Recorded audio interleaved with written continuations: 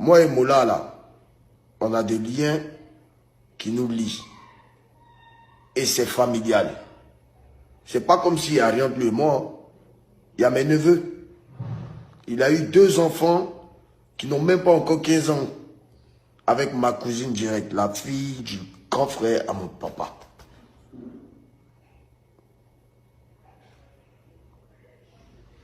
Donc, restez posé, restez serein. Il faut bénir ce concert. C'est des choses très importantes de la vie. On ne va pas bénir toujours la guerre, la guerre. Bon, par exemple, vous ne savez même pas, hier vous annoncez aujourd'hui. Vous ne savez même pas, c'est pas tout. Vous pouvez savoir. Il y a 2 jours, l'homme Saga était chez moi ici. Il y a 2 jours, l'homme Saga était chez moi ici. Mais est-ce que vous savez? Vous ne savez pas. Pourtant, l'homme Saga, qu'est-ce que vous connaissez l'histoire? Et lui et moi, on a parlé tranquillement comme des grands garçons. J'ai tapé l'œil sur son discours. Lui aussi, il a tapé l'œil. On s'est mis ensemble. Aujourd'hui, vous voyez qu'il se bat pour la promotion du 29. Vous voyez, c'est pas tout vous pouvez savoir. C'est pas toujours tout que vous pouvez savoir. Mon grand frère, on a réglé, on a parlé comme des garçons. Chez lui à la maison. On s'est pardonné, on a rigolé, on a mangé, on a bu. Pourtant, il y a des gens qui m'ont dit, il ne faut jamais aller manger chez ce monsieur. Il va te tuer. J'ai mangé, j'ai bu, je ne suis pas encore mort.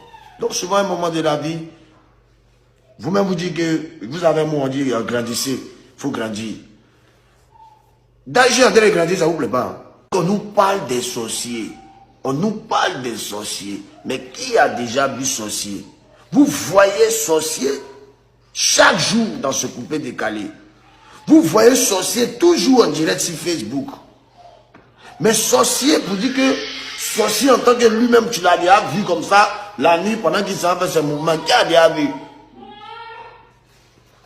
Qui a déjà vu? Ça va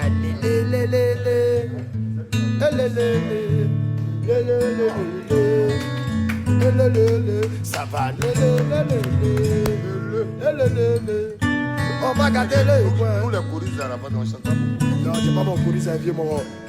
C'est le vieux. On les parents on vous laisser. C'est dans le direct.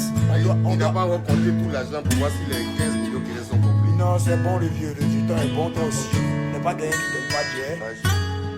Après en sorte que les charges. Il a été pris en charge. Il a été pris en charge automatiquement à la minute. Ce qui était humainement possible a été fait. Non, ça c'est évident, c'est une évidence, c'est-à-dire à la minute, je l'ai même dit.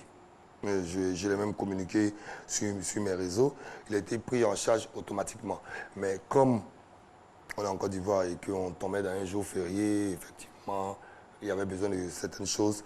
Donc on a délégué quelqu'un. Et il y a une petite sœur à moi qui était là-bas, qui est très proche de Didier, qui a toujours été là, et c'est elle qui était mon relais là-bas.